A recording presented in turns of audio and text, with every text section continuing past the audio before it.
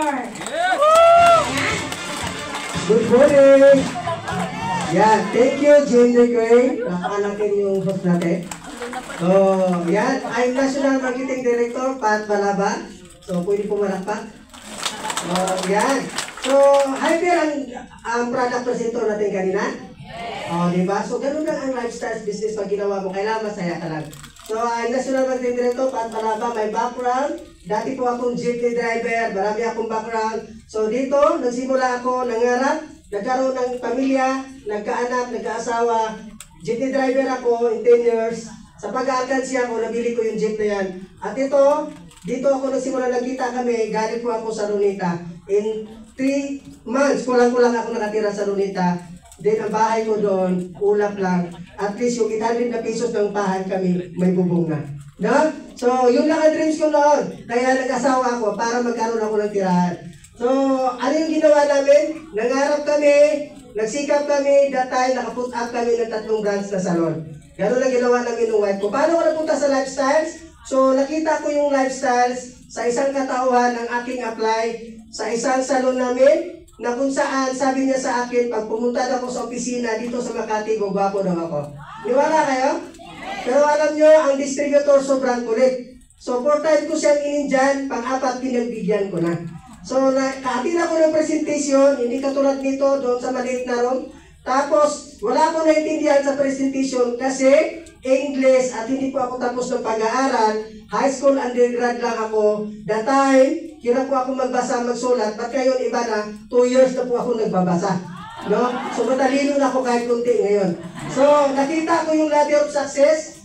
Nung nakita ko itong ladder of success, sabi ko may pera pala dito. Pinanganak akong mahirap, hindi talaga ako papayag na matay akong mahirap. Nakita ko yung ladder of success, sabi ko may pera dito, mukha akong pera, pwede ito. Kaya lang, wala akong pera, umuwi ako, wala akong plan talaga nasasali, kaya lang hindi ako nakatulog nung nakita ko yung ladder of success. Forever kong pasalamatan ang taong nagdala sa akin dito, Global Marketing Director, Ma'am Rochelle Peñaranda. Dinala niya ako dito, mula nung nag-decide ako, this is the best decision na ginawa ko ang lifestyle. Hindi ako marunong magbinta, wala akong alam. Pero ito ang sabi niya sa akin, sasamahan kita, tutulungan kita, tuturuan kita. Yung tuturuan niya ako, yun ang pinaka-the best na gusto ko. Kasi pag natutunan ko yung business, kahit saan ako, magagawa ko. No? So ano pa? Yan, itong picture na ito, marami na pong ininom na intra yan. Yan ang before and after. Pag hindi ka uminom ng intra, halata. No? Only lifestyle product, touch my skin. Kaya yan ang magwapo na yan. No? Kaya uminom kayo ng product. Kaya kung ginawa ang business tuloy-tuloy dahil sa pamilya ko, sila talaga nagbibinibits ng product. Yung asawa ko ni Almoranas, bumalik, twice na may stroke yung wife ko, walang maintenance, nagiwit yung mukha niya, pero massive inom ng product dahil grabe yung paniniwala ko sa product. Ngayon normal yung wife ko. Yung anak ko na nadinggi 3 days lang walang ospital.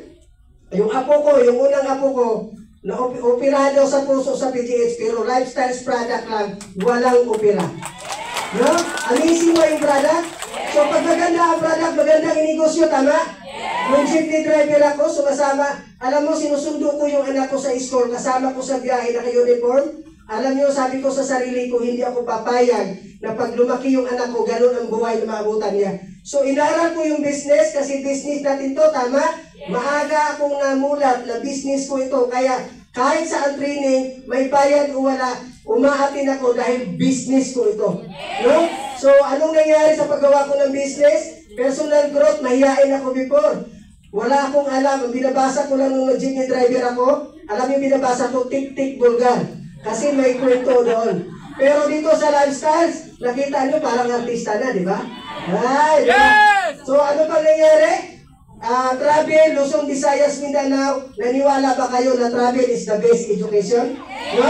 Noong nag-elementary ako, nakita ko yun sa libro lang yun, pero napuntahan ko, doing lifestyles business. So ano pa? Yan, dati hindi ako makapunta sa bangko para mag-savings kasi wala akong, takot ako magpunta sa bangko kasi yung magpila. Pero doing lifestyle business, yan o, nakapaglabas ako ng brand new car. Ano pa? Dahil mahal ko yung anak ko, nag-iisa kong anak, alam nyo ba, niregaluhan ko siya ng brand new car. At hindi lang yun. Ang maganda rito, healthy na sila, matupad pa yung mga pangarap. At last year, bumili din ako ng 2 hektar na lupa income sa lifestyles. No? Dating natutulong sa Lunita, ngayon unti-unti natupad ang pangarap. Ano pa? Yan, hindi lang ako nakapaglabas ng sasakyan, may mga team rin ako nakapaglabas. Ano pa? Yan, promotion, maraming promotion dito pag ginawa mo yung business. At ang pinakamaganda, ginawa ko yung lifestyle business galing sa puso ko na award ako one of the digital ambassador. Wow, grabe no? Dating hindi nakapag-aral pero naniwala sa pangarap at hindi papayag na mamatay na mahirap sa lifestyle inaward digital ambassador. Ano pa? Yan, si Sergio, nakita ko yan, nag-usap kami. Kaya lang, hindi ko siya maintindihan. Hindi rin niya ako maintindihan, nagsimple na lang kami. No?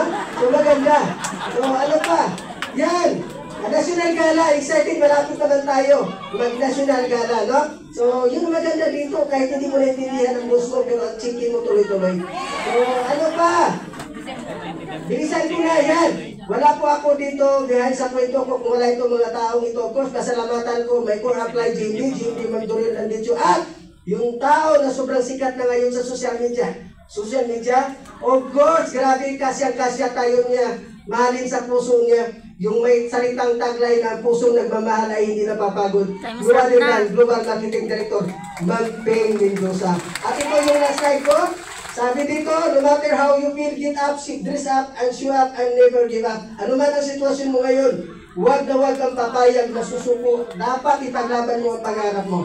Kung nandito ka ngayon, Jace ka, kung project man yan, hindi ko alam ang pinag-pray mo. Nakita nyo na ang solusyon ng health mo. At para mainom mo na tuloy-tuloy ang product, gawin mo yung business para ang pangarap mo naman ang tutuparin mo. Hindi ka nag-inom ng product. Thank you and good morning.